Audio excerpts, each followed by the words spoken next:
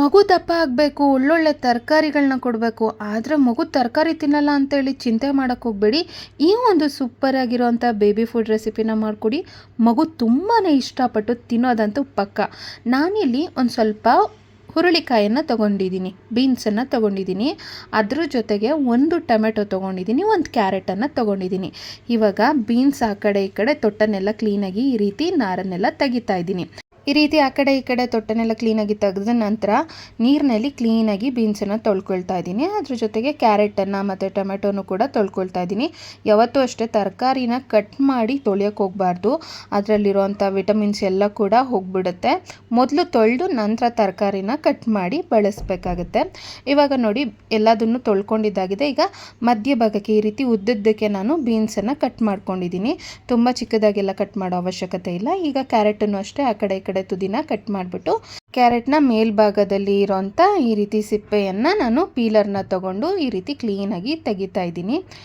ಮಕ್ಕಳಿಗೆ ತರಕಾರಿ ಹಣ್ಣು ಎಲ್ಲನೂ ಕೊಡಬೇಕು. ಯಾವಾಗಲೂ ರಾಗಿ ಸರಿ ಅಕ್ಕಿ ಸರಿ ಒಂದೇ ಥರ ಫುಡ್ಡನ್ನು ಕೊಡಬಾರ್ದು.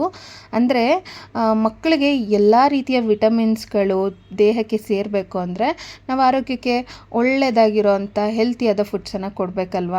ಆಮೇಲೆ ಮಕ್ಕಳು ತಿನ್ನಲ್ಲ ಅಂಥೇಳಿ ಮಕ್ಕಳನ್ನ ಬ್ಲೇಮ್ ಮಾಡೋ ಬದಲಿಗೆ ಸ್ಟಾರ್ಟಿಂಗಿಂದಾನೇ ನೀವು ಈ ಒಂದು ಬೇಬಿ ಫುಡ್ ರೆಸಿಪಿನ 6 ತಿಂಗಳು ಕಂಪ್ಲೀಟ್ ಆಗಿರಬೇಕು, 7 ತಿಂಗಳು ರನ್ನಿಂಗಲ್ಲಿರಬೇಕು. ಸ್ಟಾರ್ಟಿಂಗಲ್ಲಿ ಸಿಂಗಲ್ ಫುಡ್ಡನ್ನು ಇಂಟ್ರೊಡ್ಯೂಸ್ ಮಾಡಿ. ಆಲ್ರೆಡಿ ನೀವು ಇಂಟ್ರೊಡ್ಯೂಸ್ ಮಾಡಿದ್ದೀರಾ ಅಂತಂದರೆ 7 ತಿಂಗಳು ಮಗುಗೆ, ಅಂದರೆ 7 ತಿಂಗಳು ಮೇಲ್ಪಟ್ಟಂಥ ಮಕ್ಕಳಿಗೆ ಈ ಒಂದು ಬೇಬಿ ಫುಡ್ ರೆಸಿಪಿನ ಮಾಡಿಕೊಡಿ.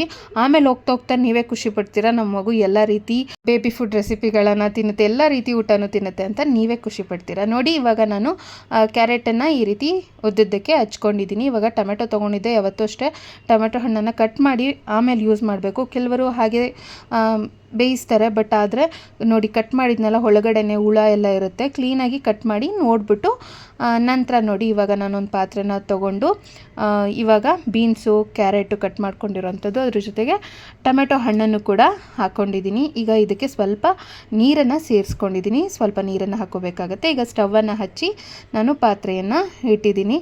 ಇವಾಗ ಇದು ಒಂದು 5 ನಿಮಿಷಗಳ ಕಾಲ ಚೆನ್ನಾಗಿ ಒಂದು ಐ ಫ್ಲೇಮಲ್ಲಿ ಕುದಿಯೋದಕ್ಕೆ ಶುರು ವರೆಗೂ ಕೂಡ ಇದನ್ನು ನಾವು ಐ ಫ್ಲೇಮಲ್ಲಿ ಬೇಯಿಸ್ಕೋಬೇಕಾಗತ್ತೆ. ನೋಡಿ ಇದು ಕುದಿ ಬರ್ತಾ ಇದೆ. ಇವಾಗ ಲೋ ಫ್ಲೇಮ್ ಮಾಡ್ಕೋಬೇಕು. ತರಕಾರಿ ಅಂದರೆ ಬೀನ್ಸ್ ಆಗಿರ್ಬೋದು, ಕ್ಯಾರೆಟ್ ಆಗಿರ್ಬೋದು, ಆದಷ್ಟು ಎಳೆ ಥರದೇ ತೊಗೊಳ್ಳಿ. ಕ್ಯಾರೆಟ್ ಏನು ಬೇಗ ಬೆಂದ್ಕೊಂಬಿಡುತ್ತೆ, ಬಟ್ ಬೀನ್ಸು ನೋಡ್ಕೊಂಡು ತೊಗೊಳ್ಳಿ. ಜಾಸ್ತಿ ಈ ನಾರು ಥರ ಬರುತ್ತಲ್ಲ, ಬಲ್ತೋಗಿರೋ ಥರದ್ದು, ಆ ಥರದ್ದು ತೊಗೊಳಕ್ಕೆ ಹೋಗಬೇಡಿ. ಆದಷ್ಟು ಎಳೆದು ತೊಗೊಂಡ್ರೆ ನೋಡಿ ಈ ಬೇಬಿ ಫುಡ್ ರೆಸಿಪಿ ಮಾಡಿದಾಗ ಇನ್ನೂ ರುಚಿ ತುಂಬ ಚೆನ್ನಾಗಿರುತ್ತೆ. ನೋಡಿ ಇದನ್ನು ಲೋ ಫ್ಲೇಮ್ನಲ್ಲಿ ಒಂದು 5 ನಿಮಿಷ ಬೇಯಿಸಿದ್ದೀನಿ. ಆಲ್ರೆಡಿ ಕ್ಲೀನಾಗಿ ತರಕಾರಿ ಎಲ್ಲ ಬೆಂದ್ಬಿಟ್ಟಿದೆ. ಟೊಮೆಟೊ ಹಣ್ಣಿನ ಸಿಪ್ಪೆನ ತೆಗೆದುಬಿಟ್ಟು ನಂತರ ನೋಡಿ ನಾನು ಬ್ಲೆಂಡರ್ ಜಾರ್ಗೆ ಹಾಕ್ಕೊಳ್ತಾ ಇದ್ದೀನಿ. ನಿಮ್ಮ ಮಗುಗೆ ಕೆಲವರು ಬೀನ್ಸ್ ಎಲ್ಲ ಸ್ಟಾರ್ಟಿಂಗಲ್ಲಿ ನಿಮ್ಮ ಮಗು ಕೊಡ್ಬೋದಾ ಅಂತೆಲ್ಲ ಸಂದೇಹ ಇರೋರು ಒಂದೇ ಒಂದು ಕಾಳು ಮೆಣಸನ್ನು ಹಾಕಿ, ನೀವು ಅಂದರೆ ಬೇಯಿಸ್ಕೋಬೇಕಾದ್ರೆ ಆದರೂ ಹಾಕ್ಕೋಬಹುದು.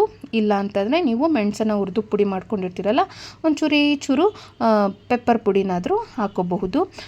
ನೋಡಿ ಇವಾಗ ಬೇಯಿಸ್ಕೊಂಡಿರೋಂಥ ತರಕಾರಿನೆಲ್ಲ ಬ್ಲೆಂಡರ್ ಜಾರ್ಗೆ ಹಾಕಿ ಟೊಮೆಟೊನ ಸಿಪ್ಪೆ ತೆಗ್ದಿದ್ದೀನಿ. ನಂತರ ಜಾರ್ಗೆ ಹಾಕಿ ನುಣ್ಣಗೆ ರುಬ್ಕೊಂಡಿದ್ದಾಗಿದೆ. ಯಾವ ಥರ ಆಗಿದೆ ಈ ಒಂದು ಬೇಬಿ ಫುಡ್ ರೆಸಿಪಿ ಅಂತ ನೀವೇ ನೋಡ್ತಾ ಇರ್ಬೋದು. ಮಗುವಿನ ಆರೋಗ್ಯಕ್ಕಂತೂ ತುಂಬ ಒಳ್ಳೆಯದು, ಆರೋಗ್ಯ ವೃದ್ಧಿಸುತ್ತೆ. ಅದ್ರ ಜೊತೆಗೆ ವೆಯ್ಟ್ ಗೇನ್ ಕೂಡ ಆಗೋದಕ್ಕೆ ಈ ಒಂದು ಬೇಬಿ ಫುಡ್ ರೆಸಿಪಿ ಸಹಾಯಕಾರಿ ಅಂತ ಕೂಡ ಹೇಳ್ಬೋದು. ಹಾಗೆಲ್ಲ ಯಾರೆಲ್ಲ ನಮ್ಮ ಮಕ್ಕಳು ತರಕಾರಿ ತಿನ್ನೋದಿಲ್ಲ, ಯಾವ ರೀತಿ ಬೇಬಿ ಫುಡ್ ರೆಸಿಪಿ ಮಾಡಿಕೊಡೋದು ಅಂತ ಚಿಂತೆ ಮಾಡೋವಂಥ ಅಮ್ಮಂದಿರಿಗೆ ದಯವಿಟ್ಟು ಈ ಒಂದು ವಿಡಿಯೋನ ಶೇರ್ ಮಾಡಿ ಅಂತ ಹೇಳ್ತಾ, ಈ ವಿಡಿಯೋ ಇಷ್ಟ ಆಗಿದ್ರೆ ಲೈಕನ್ನು ನೀಡಿ, ಚಾನಲನ್ನು ಸಬ್ಸ್ಕ್ರೈಬ್ ಮಾಡ್ಕೊಂಡು ಸಪೋರ್ಟ್ ಮಾಡಿ. Thank you all.